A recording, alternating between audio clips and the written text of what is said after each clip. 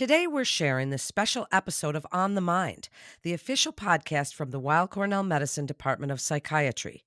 This conversation features doctors Lauren Osborne and Alison Hermann.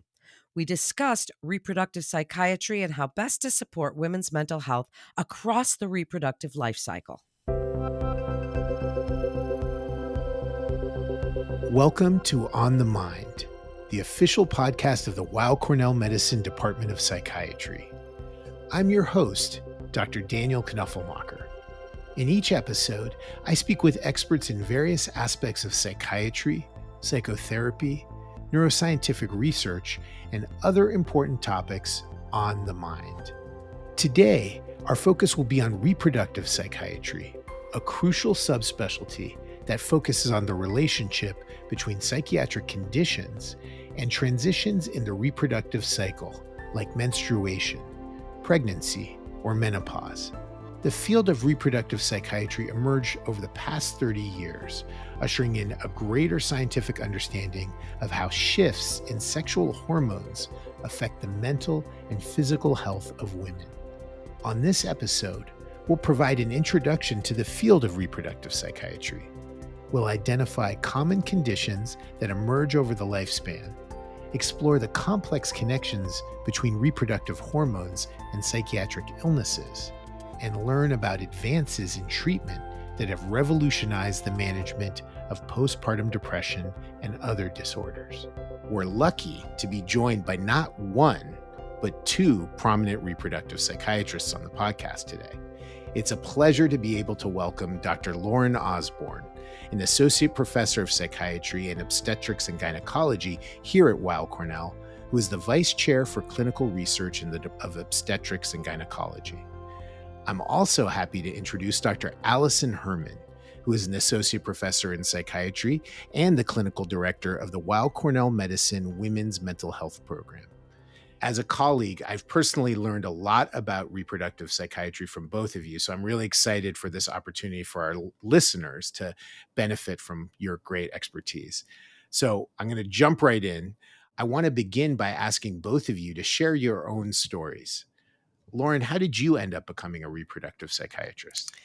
Well, I definitely have had an unusual path. Medicine is a second career for me. I started out working in book publishing after college, and it was actually the experience of having my first child that got me re-exposed to the medical system and thinking about the possibility of going to medical school. I went to medical school because of an interest in reproductive science and was very much planning to be an OBGYN, and discovered, though, when I got into my clinical rotations that I did not like surgery, which is a major part of what OBGYNs do. And I began casting around for other specialties where I could maintain that focus on the science of reproduction.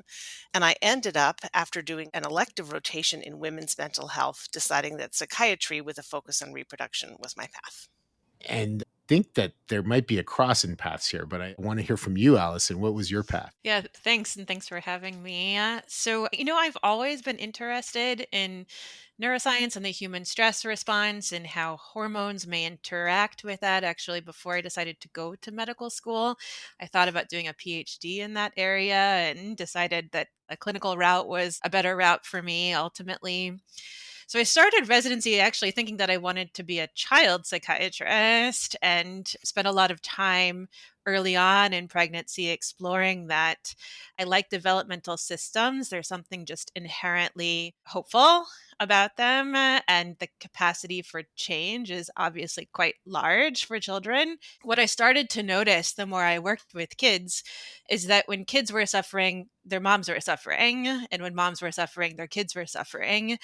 And when I started to really look into what I could do about this, I was much more interested in working with the moms. So I focused there for a while and found that when I could get the moms better, the moms were much better at helping their kids than I was. So at the same time, I was lucky enough to be at Columbia, where they had just started a fellowship in women's mental health and had an opportunity to apply and work with Betsy Fiddleson and Meg Spinelli and all sorts of other great faculty members there, learning more in depth.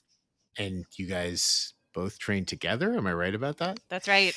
We did. We were 1 year apart in residency, and I actually did my clinical women's mental health fellowship training during my 4th year of residency, which was the same year that Allison was doing her women's mental health fellowship under Betsy Fiddleson at Columbia. And here you guys both are back at Weill Cornell, which is very lucky for us. Well, I want to talk about reproductive psychiatry. I've used that term and alluded to what it is, but I actually think it could stand some defining in our conversation. So can you tell our audience what exactly reproductive psychiatry is? I think the simple way to define it is to say that it's the field of medicine that deals with symptoms of psychiatric illness that arise at times of reproductive hormonal transition. And so, if you pick that apart, you discover that what that means is psychiatric illness or symptoms that arise at the time of menarche, which is the pubertal transition. So, when girls first get their periods, that arise around the times of pregnancy and postpartum, around the menstrual cycle, and around the time of the menopausal transition. Well, these are important transitions for more than half of the population. Yet, as I alluded to in the introduction, this is a subspecialty within psychiatry that really has emerged over the past 30 years. So I was wondering if you could tell us how it's impacted our general clinical practice in psychiatry. So, pregnant and lactating women used to be considered a quote unquote special population within general psychiatric practice. Certainly, when I entered residency, this was something considered to be very much off the side, something special. However, as our field has matured, it's become increasingly recognized that this really is a substantial proportion of most people's psychiatric practices. The majority of people who seek mental health services are pregnant, recently pregnant, planning a pregnancy, or at least planning pregnancy sometime prior to the termination of their services. 80% of American women will have at least one pregnancy in their lifetime, and half of those are unplanned. So, really, if you are a clinician working with a potentially pregnant person at all, it's just the responsible thing to do to educate yourself and know what to do in case of pregnancy. Beyond that, there's been an increasing recognition, not just pregnancy, but also in other times of reproductive transition, things like the menstrual cycle and menopause can hugely affect how psychiatric illness presents itself and how we might approach the treatments.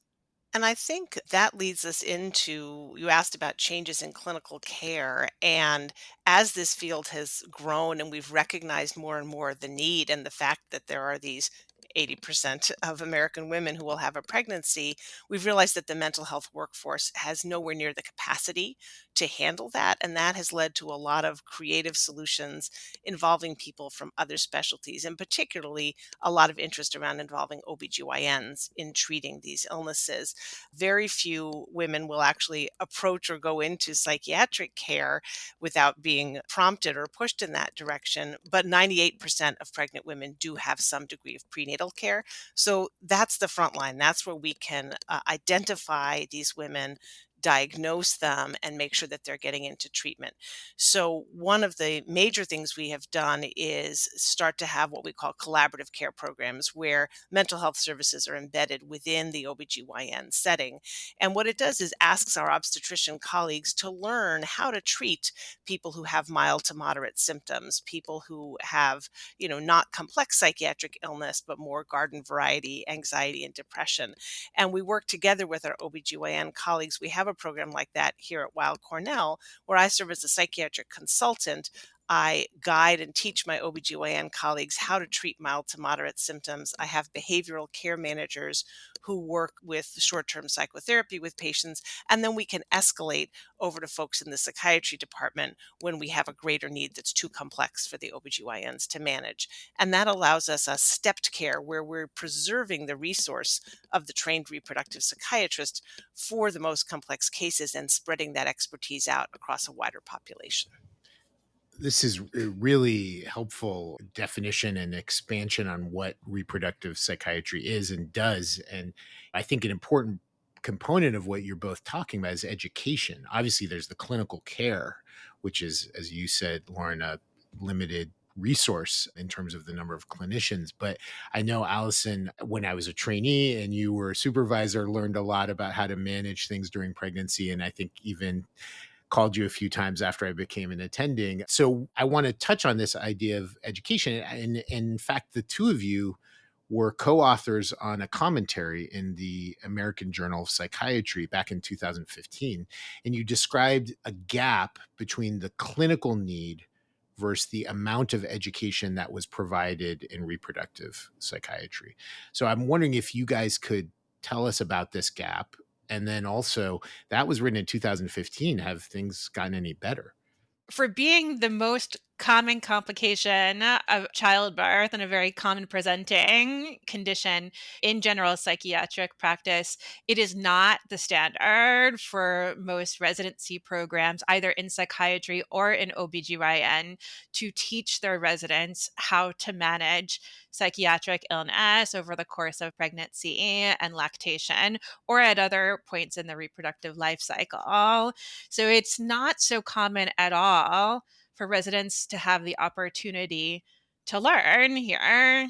And I would say that, you asked what's changed since 2015. When we first wrote that paper, we pointed out that reproductive psychiatry is not a requirement from the ACGME for education in either psychiatry or OBGYN. As Allison mentioned, it still isn't 9 years later. But what we do know is that residency directors are increasingly interested in this. We did a survey of residency directors that showed that everybody thought this was an important area, but that there were a lot of barriers to treatment. One being that it isn't a requirement, and there are so many others, and another being that they felt they didn't have qualified faculty to teach. What we have seen in the 9 years since we published that commentary is a huge explosion in the number of post-residency fellowship programs for women's mental health. The first one was founded in 1998, the next one not till 2006, and we now have, I think it's 19 or 20 is the current number of fellowships across the country, and a growing interest on the part of residents to demand this education, and a significant number of residency programs that, despite the ACGME, do require it. Here at Weill Cornell, all of the third-year residents rotate through Allison's program. So there is increasingly teaching, but we have to get to that next level of making it required.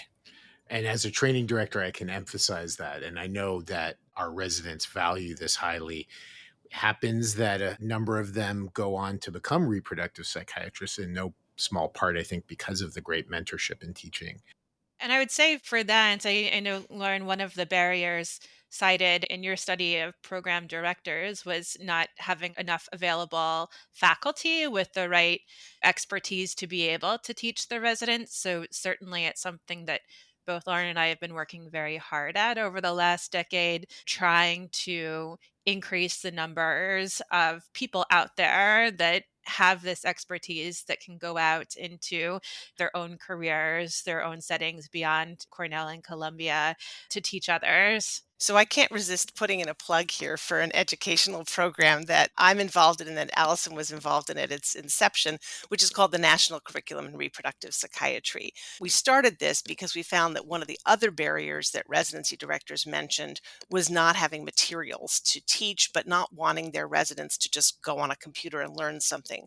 So a group of us who were passionate about it created a web-based curriculum that's meant to be downloaded and in the classroom teaching in residencies.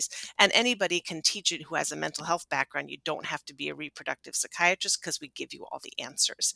And that curriculum has really taken off. It's used in a modular fashion in a number of residency programs. And it's also recently been morphed into a 3-day CME event that we have once a year, as well as a virtual didactic program for women's mental health and consult liaison fellows. This year we had about 50 fellows from around the country participating in a year-long didactic series to learn this curriculum.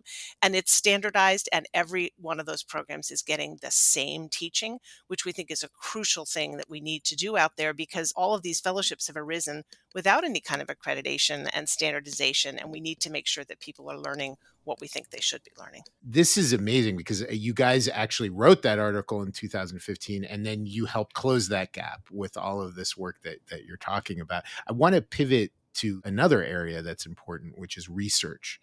Can you talk about some of the most notable discoveries that have been made in this field? Absolutely. I get really passionate about education, but a much larger part of my job is doing research and conducting research. And there have been some really exciting developments over the last few years. One that I can point to is a program called PPD ACT, which is run out of the University of North Carolina with Dr. Samantha Meltzer Brody, where they're trying to solve the genetic contribution to postpartum depression. And they created an app and they have asked women around the country to contribute saliva samples for which they are then looking at the genes that are implicated in postpartum depression. And this is a way of getting a huge number of samples from people around the country rather than the limitations of a local research study. So that's a pretty exciting development. And then I think there's been a lot of great work in neuroactive steroids, which are, for our purposes, metabolites of progesterone that can act on the brain. And we all know that progesterone increases drastically across pregnancy and also varies across the menstrual cycle, progesterone, progestate, right? And so these metabolites of progesterone have really important functions. And we've had a lot of interesting basic science research in disentangling what are those functions and how are they implicated. The last really exciting research finding that I would bring up is a team now at the University of Virginia and at the Royal Hospital in Ottawa, Canada, have a set of epigenetic biomarkers that predict the development of postpartum depression with a high degree of accuracy. They've replicated this finding, I think, about 7 times, and they're now taking it to market as a commercial test, a blood test for postpartum depression. So I think those are some major advances that have been really exciting in the field. My own personal favorite is the immune system. I just think it's really interesting. And I think we're not quite as far there as we are with some of the other areas, but increasingly having research that shows that immune dysregulation may also play a part. Wow, a lot going on. And I want to talk about how some of that translates into treatments because there's been some big advances in that area. Allison, could you maybe speak to some of the exciting treatments that have emerged from reproductive psychiatry? So, Lauren mentioned neurosteroids, and that's been really a hotbed of new treatments, is that area. New drugs that have been developed and approved by the FDA over the last few years, brexanolone and zuranolone, are two neurosteroid treatments that have been FDA approved for the treatment of postpartum depression. There are others that have been studied, and there are some neurosteroids that have been studied in other kind of reproductive mental health conditions like premenstrual dysphoric disorder and perimenopause. The cool thing about these treatments are we've known that neurosteroids have been relevant to the formation of depression and the treatment of depression for some time, both in men and women. But because they have such a significant role in reproductive depressions, we were able to see a very robust response in our postpartum population. So it's opened up all sorts of opportunity for treatment and all sorts of new research questions. Why so much more in this population than others? Why so much more in some populations of women than others? The cool thing about these treatments is that, unlike other treatments for depression, they can be episodic. You don't have to take them every day over a long period of time, and they're extremely rapidly acting. And so, for people who are interested in a very quick response and a response that they don't have to continue over months or years, it's something that's very enticing. Quick responses and short-term treatment, that is not the norm in psychiatry. So that is a really exciting development in our field.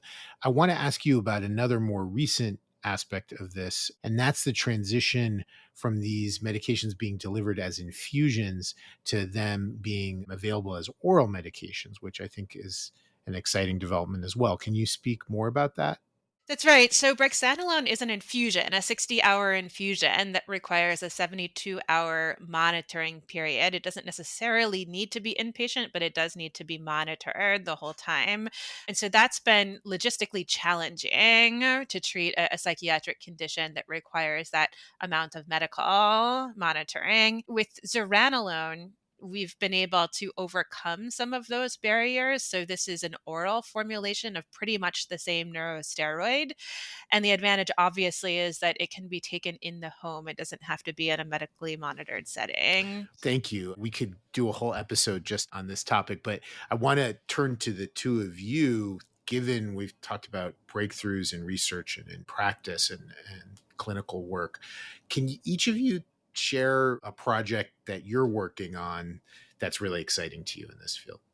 So I think the project I'm working on right now that I'm most excited about is a project looking at the role of extracellular vesicles in perinatal mood and anxiety disorders. And, I mentioned earlier that the immune system is my personal favorite, but a lot of the research in that area hasn't really proved what role the immune system has. There have been different studies using different markers and different ways of measuring the mood and anxiety disorders, so we can tell there's a role, but we can't quite tell what it is. New study that I've been involved in, though, has sort of pinpointed that by looking instead of at circulating immune markers like cytokines, we looked at extracellular vesicles that are circulating in the body, so very easy to measure in the blood, but they have blebbed off of immune cells. So they're telling us more what's going on in the immune system. The particular ones that we studied were derived from monocytes and macrophages. And what we found was an extraordinary difference in the kind of mRNA communication that's going on in those extracellular vesicles for women who were euthymic in pregnancy and either did or did not develop postpartum depression.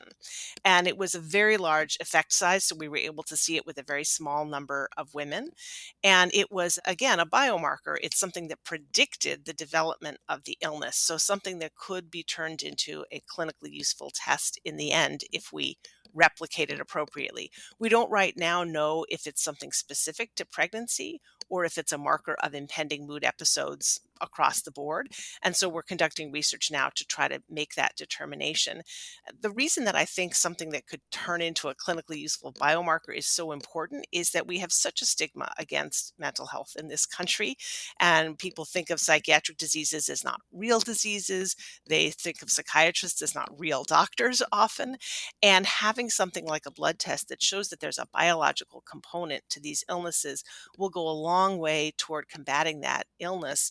It's also going to go a long way toward helping us treat people because right now only about 3% of women with postpartum depression are actually treated to remission, which is a shocking statistic. We don't accept doing that badly for any other kind of illness.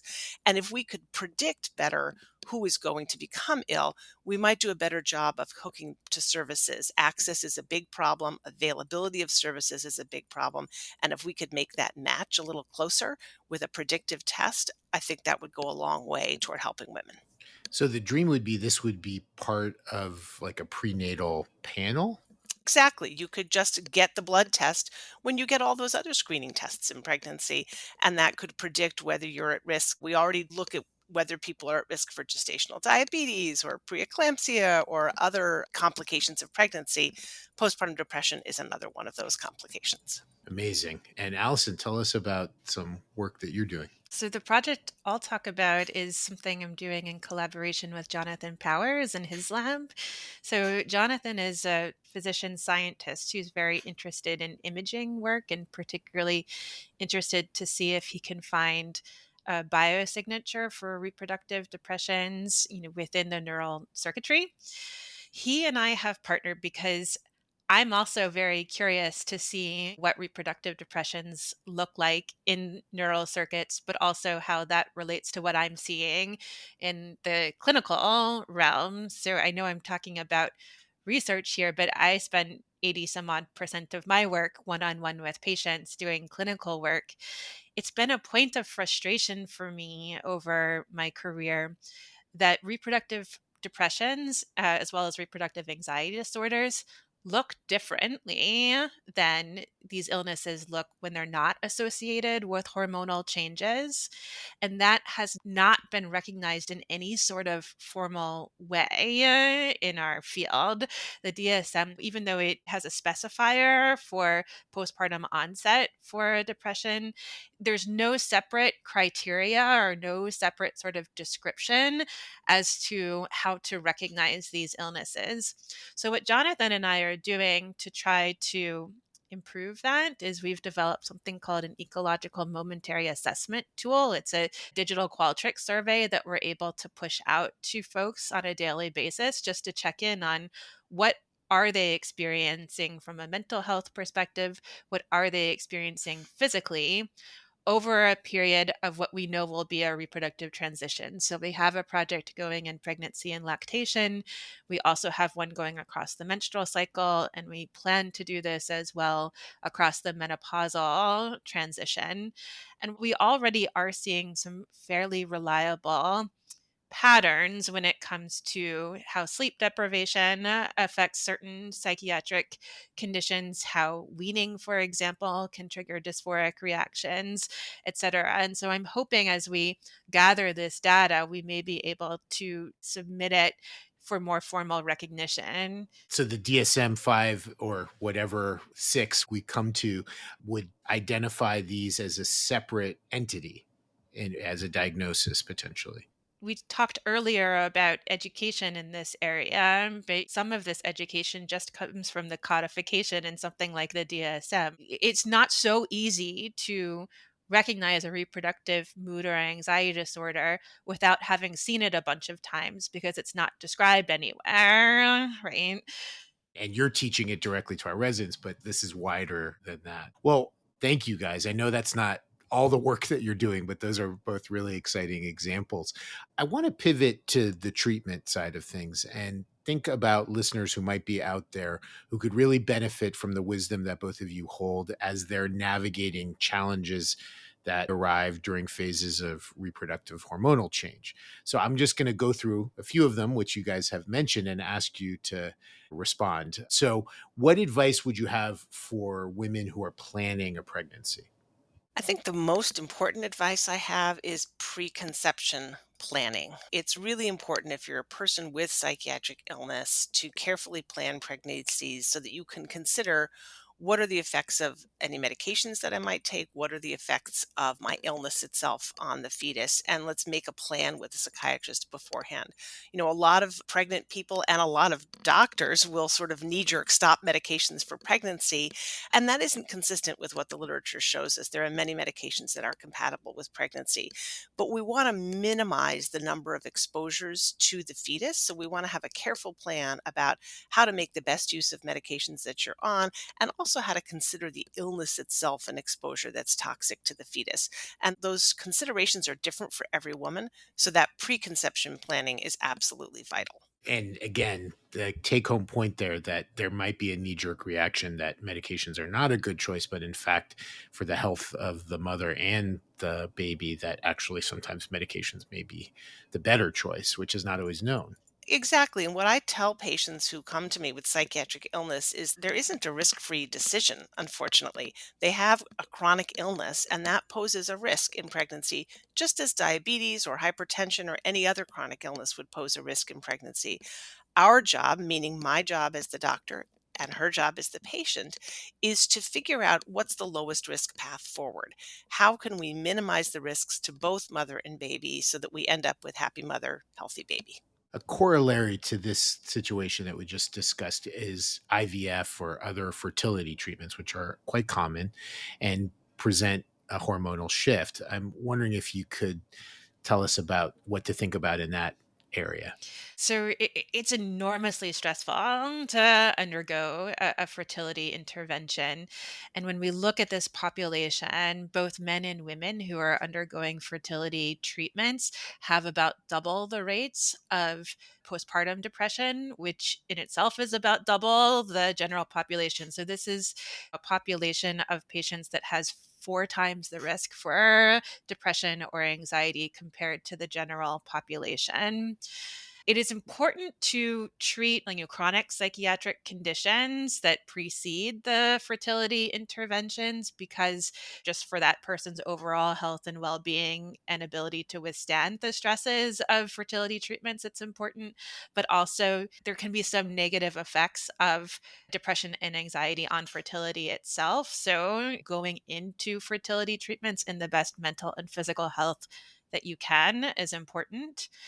That being said, if the stresses do take a toll and there's a worsening over the course of those treatments, which there often is, medications tend to be less helpful than the psychosocial treatments. So, what I would recommend for folks who are starting to struggle with their mental health during a fertility intervention, or maybe even before they start to struggle, is to seek out a psychotherapy or some other social supports or other ways of supporting mental health throughout that experience. And another area that's common that certainly comes up in all of our work as psychiatrists is thinking about the menstrual cycle and how that can impact somebody's cyclical mental health. Can you speak about PMDD and other related things that come up that you guys deal with as reproductive psychiatrists? Yes, and I think this is an area that's confusing to a lot of people. We have a lot of different definitions, and something like 80% of women have some kind of premenstrual symptoms. They might be physical, they might be emotional. And women who have some kind of symptoms that don't interfere with their life or their ability to do what they need to do, we would call that premenstrual syndrome. So they may have mood symptoms, they may have physical symptoms. But then there are women who have premenstrual dysphoric disorder, which is a much more severe condition. It only affects 3 to 8% of the population, so a very small number, but it's a very impairing illness. And this is a case where women will not have symptoms at all in the rest of their cycle, but will have severe and impairing symptoms during the luteal phase or during some portion of the luteal phase. So that second half of the cycle after ovulation.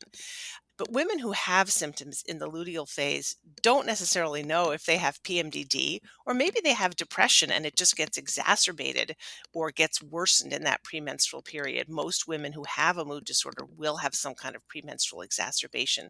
And I think there's a lot of misunderstanding among both patients and doctors about the difference between those two things. And it's crucially important because the treatments are actually different if you have an underlying mood disorder versus if you have premenstrual dysphoric disorder. So the advice I would give to patients is, if you think you have a premenstrual mood syndrome of some sort, seek advice from an expert. Seek out somebody who is going to do a really careful job diagnosing it. It actually requires 2 months of prospective mood ratings across 2 menstrual cycles to diagnose PMDD. And I think it's really important to do that to understand what the best treatment is. The other thing that I would advise people is, a lot of people say, well, this is a hormonal thing. I need a hormonal treatment. Well, in some cases, yes, and in some cases, no. And there are other pharmacological treatments, and there are also psychosocial treatments that can be really helpful. Cognitive behavioral therapy, for example, can be really helpful in PMDD as an adjunct to a pharmacological treatment. So I guess the main thing is, go see a doctor who's an expert in this area. Very, very helpful advice and clarifying. Thank you. I want to talk about later in the life cycle, the transitions that come with menopause. What advice is there for this period? Menopause is hard, right? It's such a complicated sort of life transition. These sex hormones affect every single organ in the body, every single cell functioning. And so it's a really complex system. Partly because of that complexity, there really is a dearth of research around how to sort through what's normal, what's not normal, what sorts of treatments might be an option, what's not, what works, what doesn't. And there tends to be a lot of individual variation as well. There are few women who will get through menopause with no symptoms at all. This is something that most people are going to have some challenge around. And how much challenge they have is often difficult to predict.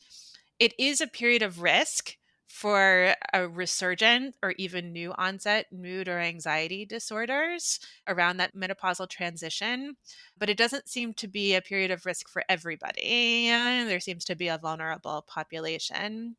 And what we do about symptoms when they do come up again is highly variable from person to person. So for some people, lifestyle interventions are the best. Good sleep hygiene, avoiding caffeine and alcohol, making sure that you have regular exercise, seeing friends, and doing other stress management interventions can go a really, really long way in this population. Others do best on an antidepressant, particularly if there are vasomotor symptoms like hot flashes or night sweats, or if there are anxiety or depressive symptoms, antidepressants tend to be some of the best interventions.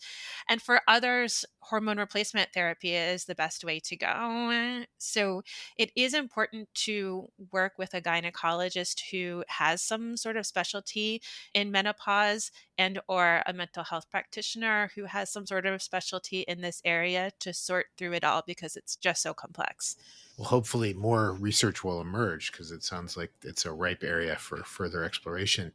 I want to turn to another area that is an area of change and growth in medicine, and that's with the focus on transgender health.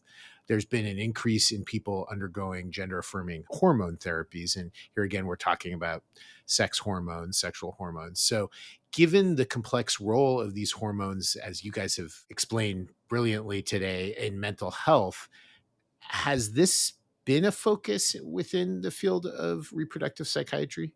Not so much so far. We are just starting to ask these questions in a more formal way. So, questions are being raised, answers are largely yet to come.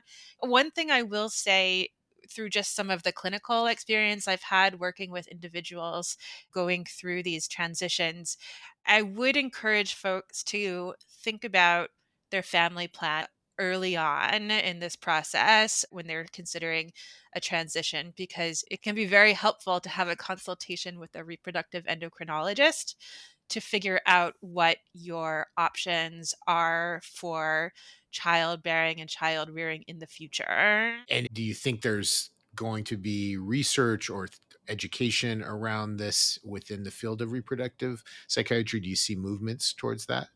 I definitely do. And I think one perfect example is a few years ago, we created a textbook that was a spin-off of our curriculum. And we have an introductory chapter that's called What's in a Name?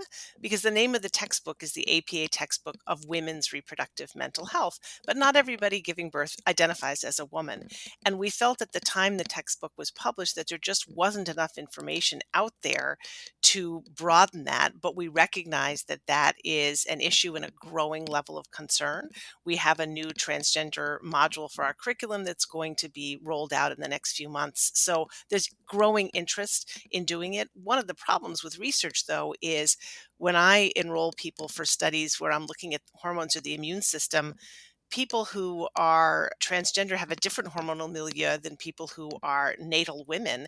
And so you can't necessarily mix the same studies. You need separate studies, and the population so far is relatively small. So you'd need to do a study that spanned the whole country instead of a local research study. So we're still grappling with how best to do that research. So, an area for more development. I've asked you guys questions about all of these specific transitions. I want to pull back and ask a more general question, thinking about somebody who's out there struggling with illness during transitions through their life. I want to ask the question from a different frame, which is, when should somebody consider seeing a reproductive psychiatrist?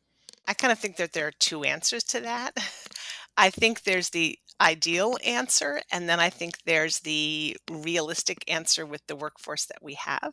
I think the ideal answer is anybody experiencing mood or anxiety symptoms at a time of reproductive transition, or anybody with psychiatric illness who is anticipating going through such a transition should see a reproductive psychiatrist. But we also know that in this country, there are around 20,000 obstetricians, around 20,000 psychiatrists, and my estimate is about 500 trained reproductive psychiatrists, and no certification to tell us who actually has the training or who's just calling herself a reproductive psychiatrist. So I'd like to say go at all those times. I'm not sure that's realistic given the workforce, so we have a lot more work to do. That's really clarifying. And again, I just want to highlight something really important you said, which is illnesses that emerge during those transitions, or you have a history of mental illness and you're going to go through one of those transitions, that those are two times, because they are different and important distinctions. Well, I'm going to finish with a question about resources. What do you recommend for people who want to educate themselves? As you pointed out, they may not have access to a reproductive psychiatrist. So if they want to educate themselves on these topics related to reproductive psychiatry, where do they go? For professionals, I recommend trying to engage with a professional society. We do have a few professional societies in reproductive psychiatry. So, for example, the Marseille Society, or the American offshoot of that is MONA, Marseille of North America. Postpartum support is another good one. It actually connects professionals and folks with lived experience in this area. And so you not only can educate yourself, but you may also be able to increase your experience working with this population, which is terrific. The Massachusetts General Hospital website has a terrific resource page with a lot of information about reproductive mental disorders, and a blog site. Ruta Nonax is a reproductive psychiatrist who will regularly review papers that have caught the attention of the national media. So if something comes out that is of interest, you can get her take on it and learn from that. Lauren, do you want to talk about some of the resources you've developed? Yeah, I think this is primarily for professionals rather than patients, but I mentioned earlier the National Curriculum in Reproductive Psychiatry, which has 13 web-based modules. It's free to access. Anybody can use it. Although it's designed for residency curriculum, you could learn it on your own, and many people have done that. The offshoot of that, which is the APA textbook of women's reproductive mental health, which is the curriculum in textbook form. And then a new resource that we're developing and should be up on our website this summer, which is that curriculum adapted for obstetricians and gynecologists. We learned in doing it that psychiatrists don't mind lengthy case descriptions and detailed discussions.